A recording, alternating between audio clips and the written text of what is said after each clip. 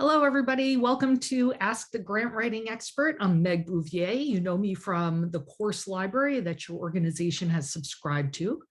I'm a neuroscientist turned NIH staff writer turned NIH grant writing expert, and I'm coming to you live from Western Massachusetts. So we're having a nice spring day here after having sub-zero temperatures last week and 90-degree weather this weekend. So we're enjoying our few days of spring here. So I'm here to answer your questions about NIH grant applications.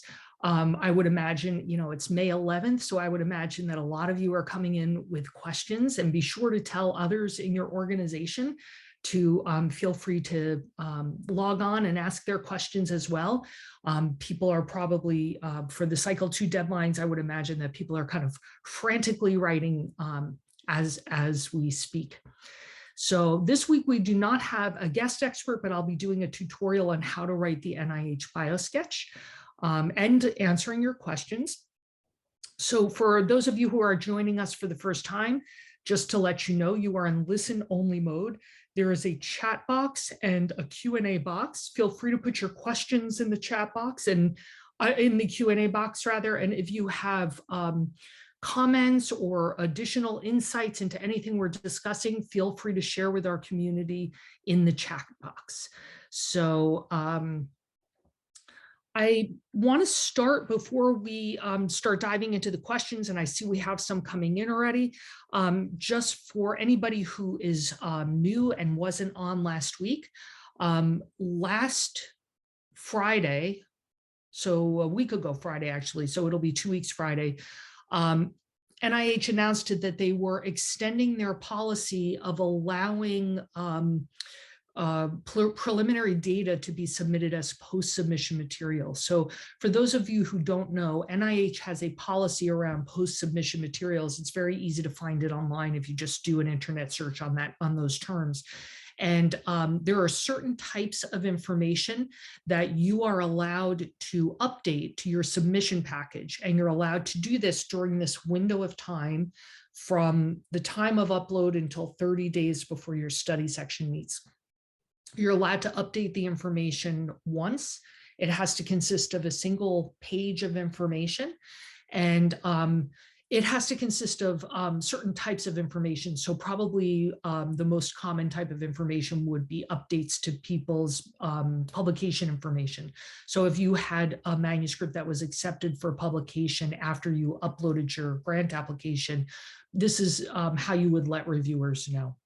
So since the pandemic, NIH has added to this policy to say that they will allow preliminary data itself as post-submission material. So not just publication information, but the data itself. So again, it has to be just in a single page. You can update your package just once. So I usually recommend to grantees that they wait until fairly close to that 30-day before your study section meets deadline. And it only applies to deadlines right now, so May, June, July. We'll have to wait and see if they extend it to the fall as well. So that was pretty exciting piece of news that we got in the weekly table of contents. And of course, those of you who have watched my Master the R series course know that I'm a big fan of people subscribing to the weekly table of contents. All kinds of time-sensitive news is shared that way.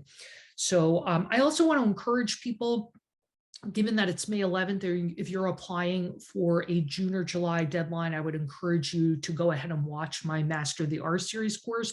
Of course, everybody on this call can view that free of charge through your organization's membership. I just updated it, so it's hot off the presses. I did a pretty significant update this time, so it has all kinds of timely templates and samples, and I've provided more detail-oriented tasks, so I think it's a little easier to follow. So I would encourage you to check that out.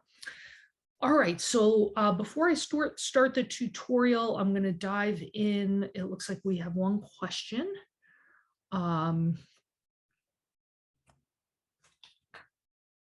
Okay, so the question is, what are the advantages and disadvantages of a multi-site study? Okay, so this is a great question, and it would be particularly relevant to somebody who is applying for their, for example, for their first R01. So often the reason that a person will propose a multi-site study is because they're looking to up their enrollment numbers, and maybe you're in an academic setting that has a very homogeneous patient population, and you want to diversify that patient population by including another setting, or you want to show scalability of an intervention, for example. So you want to show that it is feasible and acceptable at your in your setting, but also a setting, let's say you're in a rural area, you might choose an urban area. Let's say you're in an area that has a preponderance of African-American people, and you want to choose a site that has a preponderance of Hispanics. So you might want to do something like that, where you can actually show that whatever it is that you're doing is applicable to a different type of demographic that you might not have access to in your setting. So those would be the advantages of doing it. Disadvantages of doing it are that if you are a first-time R01 applicant, reviewers are going to have a hard enough time buying that you can oversee a multi-million-dollar research project, let alone one that exists at multiple sites, because that raises the level of difficulty. So, you probably don't want to propose a multi-site study as somebody who's applying for your first R01 and has zero experience with multi-site studies. And even if you do have experience and it's not your first R01, you want to be really careful with your communication plan. You want to make sure that your communication plan is very detailed, and that that would be in the approach section. The strategies for communicating among the sites.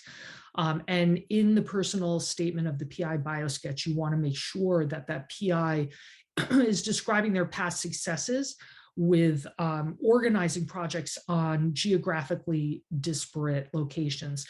NIH is very sensitive to the cost of setting up, for example, clinical trials at multi-sites and then having them fail to recruit, or having a lack of success because the different sites are functioning like their own little fiefdoms instead of a unified whole.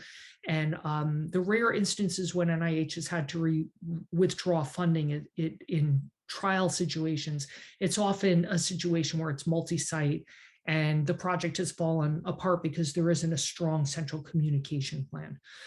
So those are some of the things that you want to be thinking about. The other thing is it's expensive to do a second site. So if your second site duplicates whatever the first site offers, so if it's like a similar demographic, both places are urban, they both have access to a diverse population in terms of race and ethnicity, then what is the advantage of adding this second site? You'd really have to make that case, like, do you really need it to increase sample sizes so you can power sub-studies? Do they add something in terms of bringing access to a different demographic? What is the reason for adding them? There has to be a reason because it's expensive to do it. So anyway, those are some of the pros and cons of doing a multi-site study. So for those of you who are just joining, just a reminder again that you are in listen-only mode. You can ask questions in the Q&A box. And there is a chat box where you can add to the discussion that we're having. So while there's a lull in the questions, I am going to share my screen and talk a little bit about the NIH Biosketch. Okay, so let's see. Okay, so hopefully everybody can see this. This is the latest NIH form, and it is a sample, so it's populated. So let me just expand that a little bit so that people can see it a little more easily. Okay, so, and, as we're talking, of course, feel free to add questions and comments to the chat box in the Q&A. So as we walk through this, the first thing that I want to point out is that you always want to look here on any forms that you're working with to make sure that it is a current form.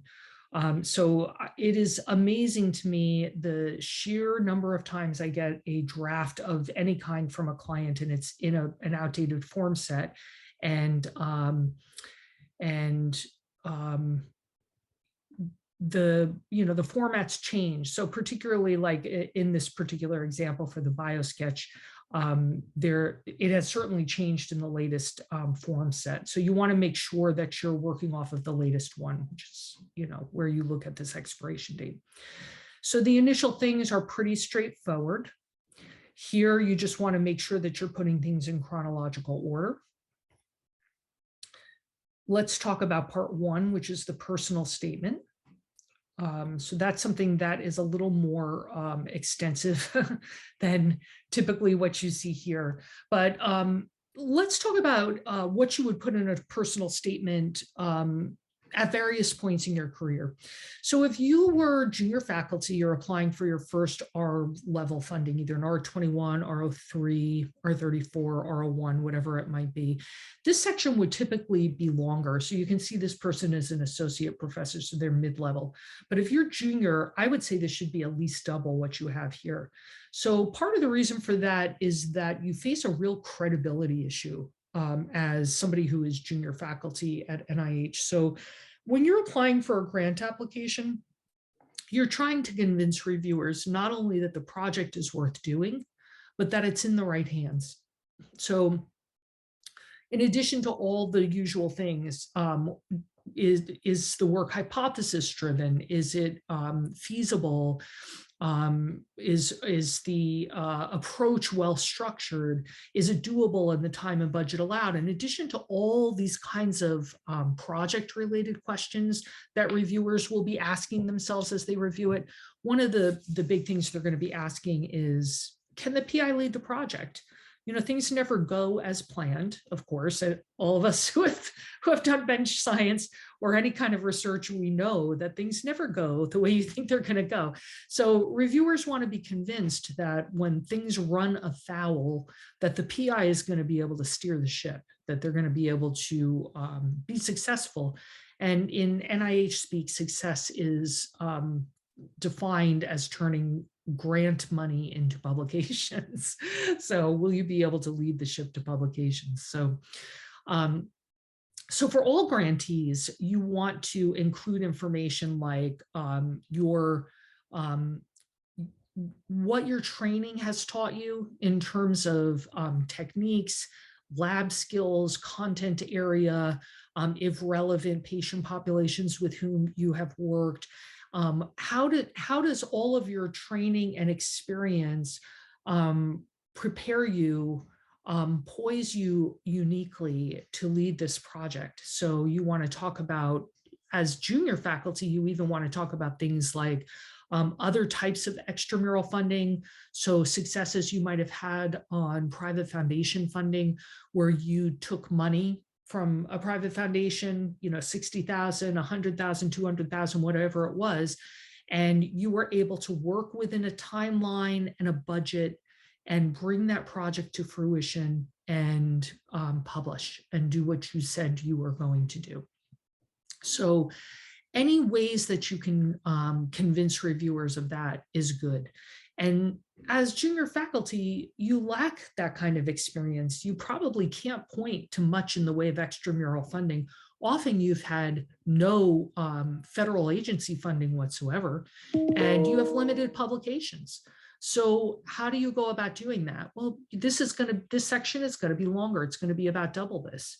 And you're going to give more detailed explanations of what you did at each stage of your career. And sometimes I even have people break it out that way, almost like a mini version of the first part of the candidate section on a case submission. So you might talk about the work you did as a graduate student, as a postdoc, early in your faculty position as you were setting up, if you did any kind of a fellowship, if you're a clinician, the research you did there, and highlight the publications, particularly first and last author publications, and highlight awards that you might have won or invited lectures or book chapters or anything like that, and just judiciously underline to call attention to, this work resulted in 2 first author papers in the journals of X and Y. Just underline 2 first author publications so that you're helping skimming reviewers to see the key points.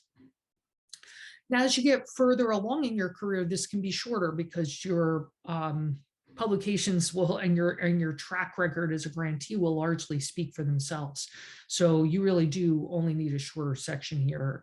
And the most extreme example of this I have ever seen is when I first started my writing career. I worked for Francis Collins at when he was the head of the Human Genome Project, and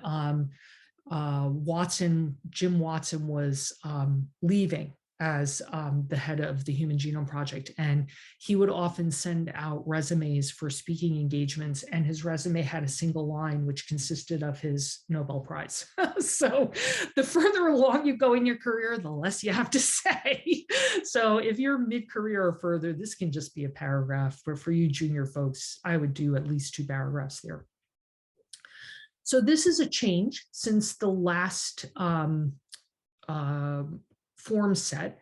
This used to be section D for those of you who are familiar with the biosketch. Now it's folded into section A. I think it was in order to bring it into compliance or make it similar to other federal agencies or something like that. I can't quite remember what the reasoning was. But what you're going to do is list your ongoing and recently completed projects. So you definitely want to say what your role was, what the years were, what you did on that project, what kind of project it was. I often have people break out ongoing and recently completed. You don't have to list things from, like if you were on an F-31 10 years ago, you don't need to list that. So list things that are a little more proximal time-wise to the application. But if you have a lot, you can break them out into ongoing and recently completed. Then you can put representative citations down here. It's easiest if you bold your name so that they can see where you were in the lineup. So here I actually have people do the reverse of what's here. I usually put the most impressive citation at the top. So here, this person is corresponding author and it was from 2020. I would actually put that at the top and then list them backward from there so that you're sure that your best example is the one you're leading with. That's me personally. The other thing is if you make reference to any of those citations up here in the personal statement, you can actually put you can refer to them. So parenthetically put like A or 1, depending on how you numbered or lettered them so that reviewers know which one you're referring to. Okay. So does anybody have questions on that before we move on to the next section? I'm just going to open my Q&A box. Okay, so let's move on to section B, positions, scientific appointments, and honors. This one is pretty self-explanatory. Your job titles are going to go here. You want to list them in reverse chronological order. And you also put things here like if you serve as an editor on a journal or a reviewer for a study section or a private foundation, all of that information would go here. And then, of course, your awards would go down here as well. So this one is pretty straightforward. So let's move on to C, contributions to science. So you are allowed up to 5 of these, and you can list up to 4 representative publications for each one. So be sure that you're complying with those instructions. I often get drafts where people are listing 5 or 6 publications under each. You can only have 4, just so you know.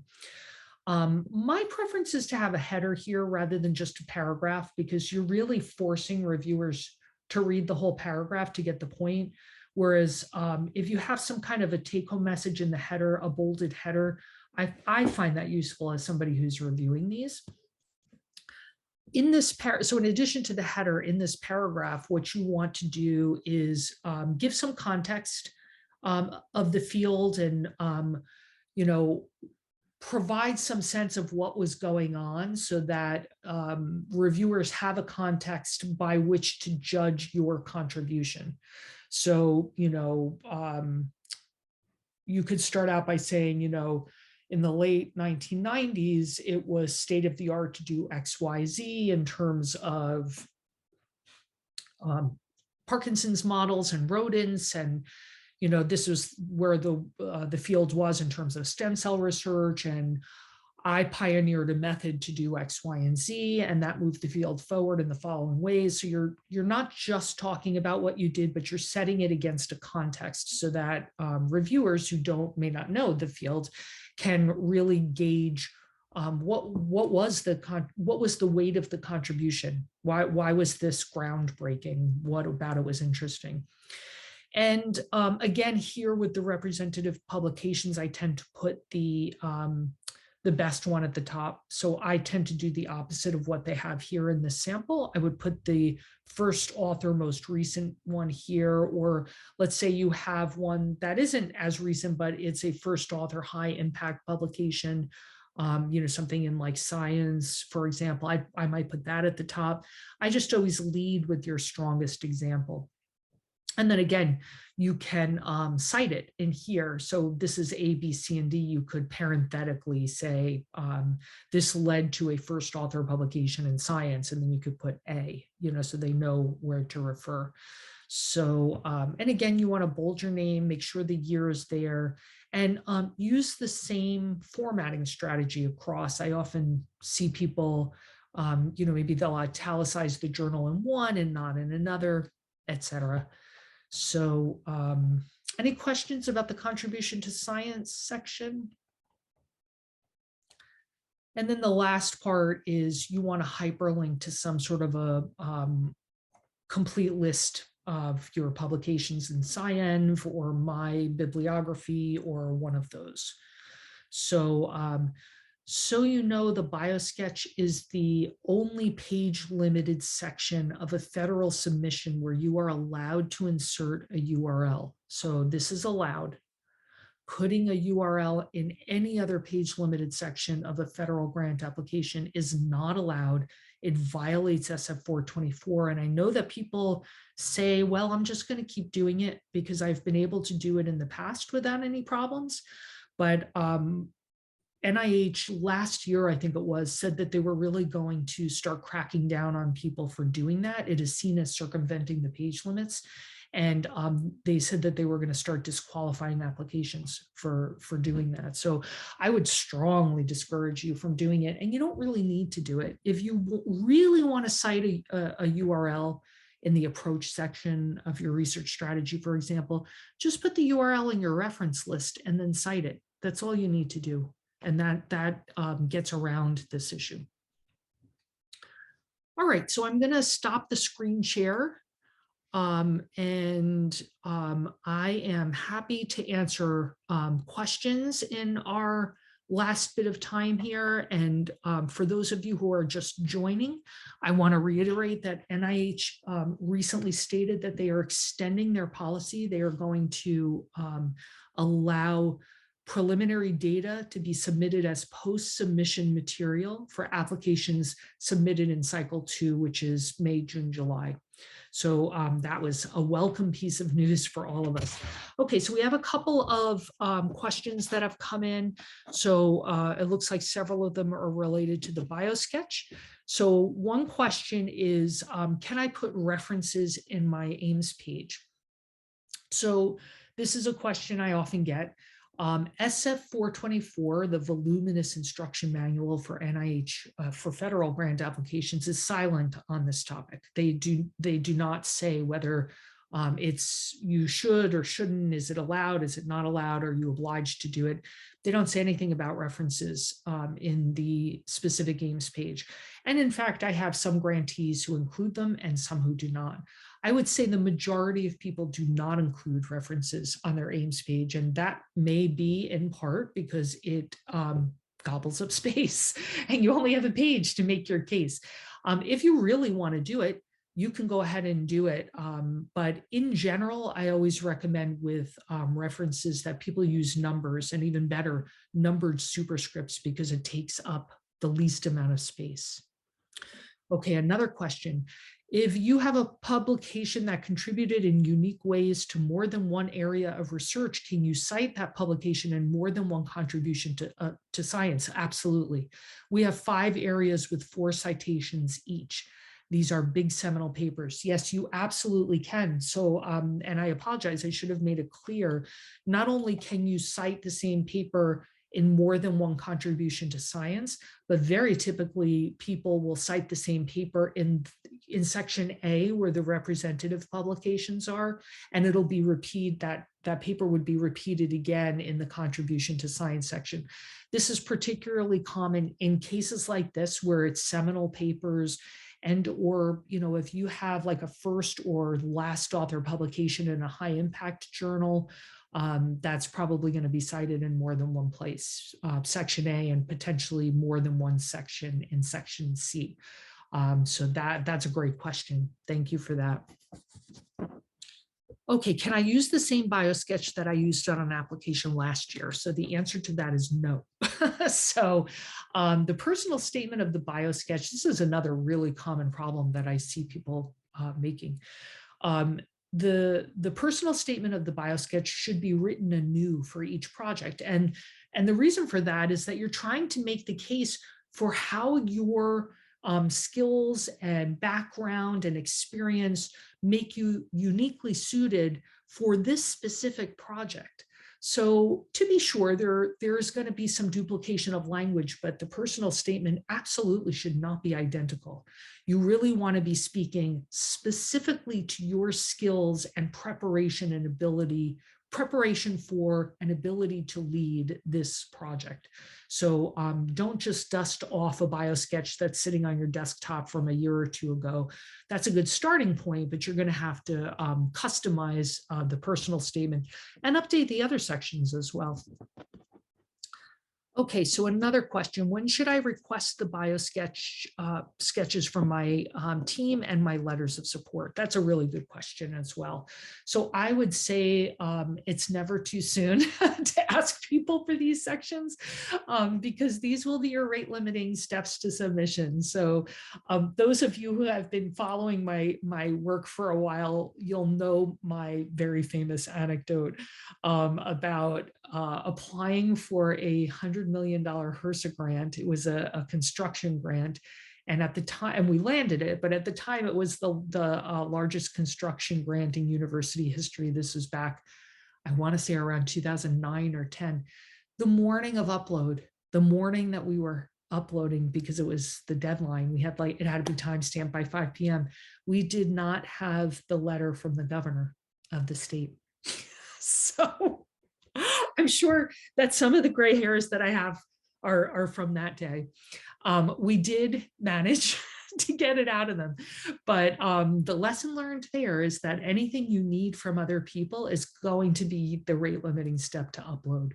And that would include biosketches and letters of support. So when you're sending people these documents, I would say that I always encourage my clients to draft the letters of support and then just leave placeholders for details that your client will fill in.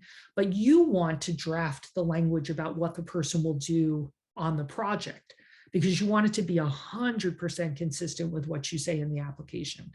And similarly, if you ask somebody for a biosketch, you want to send them a little paragraph stating what they're going to do on the project, so you are completely in agreement about what their role is going to be on the project. And then as the information comes in, read the personal statement of the biosketch and read the letters of support. And if they are inadequate, send them back. You want to give yourself enough time to be able to send them back and ask for better drafts, and be specific about what's wrong with them. Like often the personal statement of the biosketch is not specific to the project, or what they say they're going to do in the project is not consistent with what you say they're going to do in the approach section. Or, same thing with the letter of support. It might not be consistent with the rest of the application package. So you as the PO, this is part of managing the whole operation, is making sure that you are delegating these things and assigning work well ahead of time. So it looks like we are out of time. And I want to thank you all for attending. And I'm sure that a lot of you are frantically writing your grant applications. Feel free to join us next week at the same time, same place, and bring your questions. You can always send them to us ahead of time also, if you prefer. As you think of them, you can just email questions to meg@megbouffier.com, and we'll put them in the queue to answer. And feel free to tell colleagues at your organization about this service as well. We're happy to answer questions for grantees as they prepare for their submission.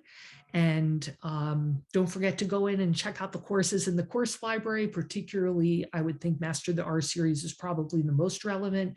I also have a checklist to avoid top mistakes, which might be good as people are coming into the home stretch of their application.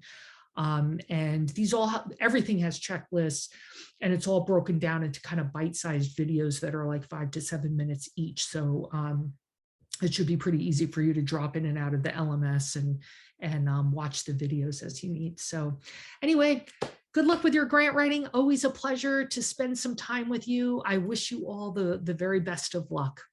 Take care. Have a great day.